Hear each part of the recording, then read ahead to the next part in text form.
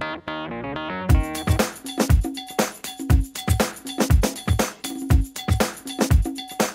this is Sitima Fowler, CEO of Capstone Information Technologies. I'm here today with Arunas Chesonis, Chairman and CEO of Sweetwater Energy, and a lot of you probably know him as he founded and later sold Paetec, and which he built into a multi-billion-dollar company. So we're really excited to be here with you. And not just that, I was looking through the 2012 RBJ Book of List, and Paetec and Arunas is listed in so many of places under the top telecommunications company and internet service providers. So you've had a lot of success. And one of the things that I wanted to talk to you, and I was so excited to come here today and talk to you, is so many of us business owners, when we start a company, we set a goal. We want to break that $1 million. And then once we get there, then we want to set a goal to be at $3 million, then $5 million, so on and so forth. But you dreamed so big. I mean, you dreamed exponentially in the $1 billion range. What is that like? Well, it's funny you say it that way, because when we first started Paetec, our goal was to create a $400 million company in 5 years. And in my mind, that's going pretty fast. And in the industry at the time, there were 300 competitors in telecom, and they were all talking about becoming $2 billion, $3 billion companies in 5 or 6 years. And I just thought that was too difficult, too big a stretch. So for us, 400 million was being modest on the approach. Okay. So you put in sort of the thought process that some people had at the time. But at the end of the day, you almost have to reverse engineer what your goals are. So if your goal is to be a player in the industry and you want 2% market share of a very large industry, you're going to need 5,000 employees and 800 million in sales. So just think about what you need to do in the first year, the second year, the third year to actually hit that kind of trajectory. So sometimes if you visualize it at the end and then go backwards, it's a little bit more manageable. Perfect. So whatever your goal is, if you're going to dream big, say what it is and then work backwards as to what you need to get there. Mm-hmm. That's always helped me. So when you dream that big, when you dream 400 million and above, along with those big dreams comes a lot of fears that are, kind of inherent to all of us that holds us back a lot of the times. How do you handle those fears that come up? Well, I don't know if part of it's just being lucky or part of it's personality, but I've never really had that sort of level of fear. Okay. I always think that you're in control of making your own luck, and the only way you're going to get luck coming your way and good things happening is if you're engaged and you're out there and you put yourself at risk. I see so many people have great ideas and great philosophies, but they never take the plunge, they never make the first move. And if you never do that, you'll never have good things happen to you.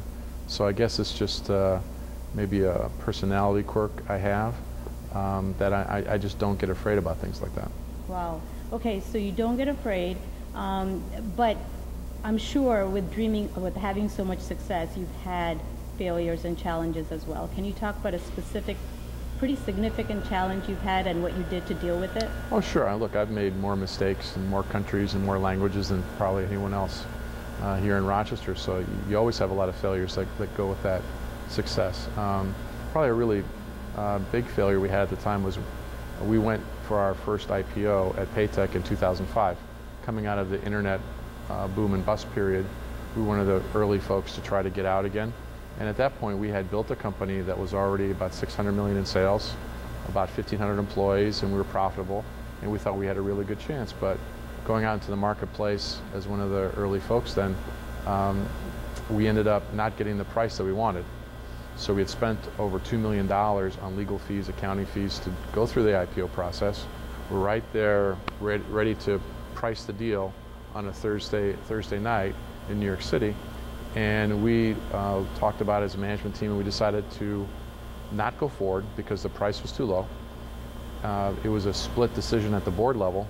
Not all the shareholders that were on the board agreed. The management was the group that actually overrode it.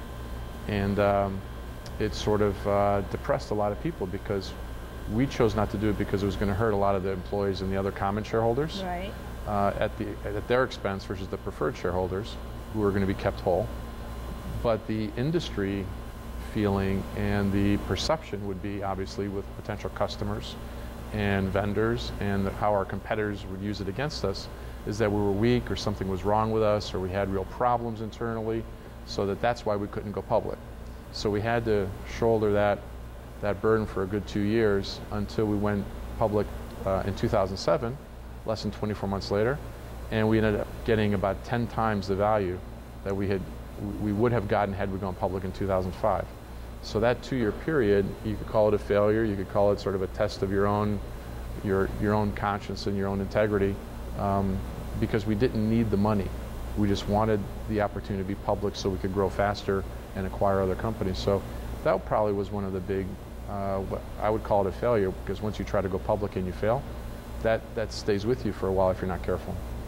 Okay, wonderful. So how do you deal with that? I mean, were you like, did you go home and cry about it? I mean, how do you deal with sure. a I mean, setback like that? Oh, sure. It's upsetting. You spend three weeks of your life on the road in Europe and North America, pitching everyone all the time. We had 90 presentations. We were preparing for 6 months before that, and we had defocused the management team a bit on the IPO process, as opposed to getting new customers, new sales, improving the operations, and being with the employees. So it's a wasted opportunity if you're not careful.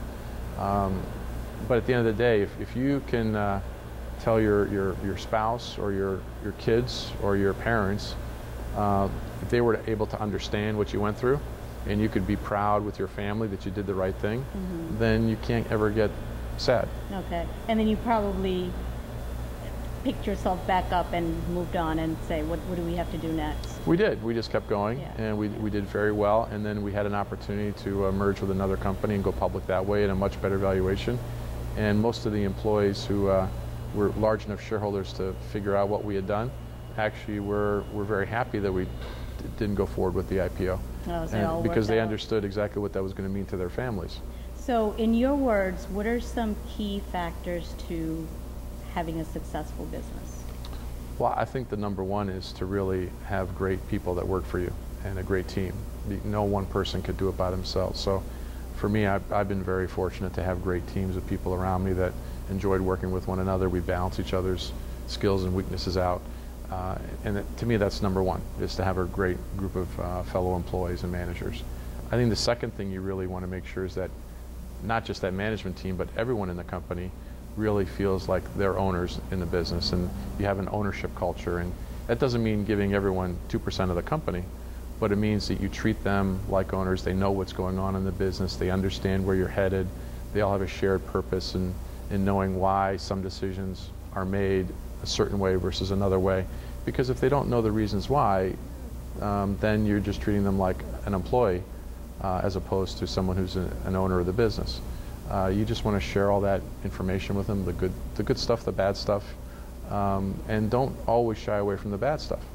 It's much better getting the news directly as from the management team than hearing about it in the hallways and the water cooler. And speculating about things is always much worse than if you really know what's gone wrong and how you're going to try to fix it as a company. So to summarize, get the right people on the bus, get the right team in place, and once you have that team in place, give them ownership and say in the company, share with them the good news, the bad news, and make them feel as they're part of the decision making. Right. I mean, look, a person who's a technician or a salesperson may have the next best, most innovative idea in the company to either make something better that's broken or come up with a new product line. But unless they have the feeling that their thoughts are important and you give them that kind of corporate environment that makes them want to share those kinds of things, then you're not going to be anywhere near as successful. Wonderful, because you can't do it alone. You can't. Right. So when I was researching you before this interview and I was looking through your bio, there are so many different companies, new technologies that you're involved in. Can you talk about Sweetwater Energy, what you guys are doing here? Sure. Sweetwater is my full-time job. It's my day job, and sometimes evenings and weekends. And some of these other ventures that are renewable energy ventures are more, so that's my golf time. So instead of golfing, I'll work on that 5 hours on the weekends. But Sweetwater, what we do is we take non-food crops, like the corn stalk that's left over on the fields after you harvest the corn, or different types of woods or different types of grasses that you'll see, and we'll help companies either make fuels out of that, chemicals or plastics, in a way that's something that you can renew every year, and it replaces petroleum and other oil products. So whether you're a tree hugger and you care about greenhouse gas emission and climate change, that's great for the environment. If you're a dirty capitalist, you just want to make a profit, it works that way because we'll save people money. Mm-hmm. If you care about getting off foreign oil for national security reasons, it allows us to grow our own oil, essentially, to replace what you see in a plastic bottle. I mean, right now, 30% of a lot of these water bottles that Pepsi and Coke make are made out of sugars. It says plant bottle on it, but what they really mean is sugars. And that's what we do. We make sugars that replace oil. I mean, I'm a big believer. I mean, my background is in fuel cell energy and fuel cell cars, so people always ask, where is this hydrogen going to come from for the cars? So, I mean, anything we can do with alternative fuels, I think is wonderful. So how far away are you from commercialization? Well, we're sitting right now in our pilot and demonstration facility as well as a laboratory. We'll be installing our first 4 customers the end of 2013. And so each of those customers will be taking about 100 tons of whatever biomass every single day and creating about 70 tons of sugar every day that will turn into the fuels or the chemicals for that particular client. And then you know, we hope to have somewhere in the neighborhood of about 100 of those machines working over the next 7 years, different parts of the world. We're making a trip to Brazil next month to start the process of getting to know people there. We've already been to Europe, but at the end of the day, 90% of what we'll do the next 5 years is here in North America. So is your goal now 400 million for Sweetwater Energy or a lot higher? Well, that's a great question. I think this company has a potential to be much, much larger than Paetec ever was. Wow. So we'll see. Wonderful. I just love how you think big like this. That's incredible. Well, I wish you continued success, and thank you so much for your time. No, this is great. And just good luck with all your ventures. And do you have any last words of advice for an entrepreneur? Probably the biggest benefit I had in the company before Paetec was a company called ACC. And we had started when we were about 80 employees, and we grew it to about 1,500 employees in 4 countries. But what I got the chance to do was be the first employee in every one of the 3 startup countries, Canada, United Kingdom, and Germany. So that way I got to know how to start up a company, what to go through, without having the pressure of having to come up with the cash to really drive the business. Okay. So I got 3 good practice runs at being an entrepreneur without having to worry about a safety net not being there. So my advice would be, make sure that you've had that experience, either starting up a new product line or a new venture within a company, or you've been the number 2 or number 3 person at another startup company.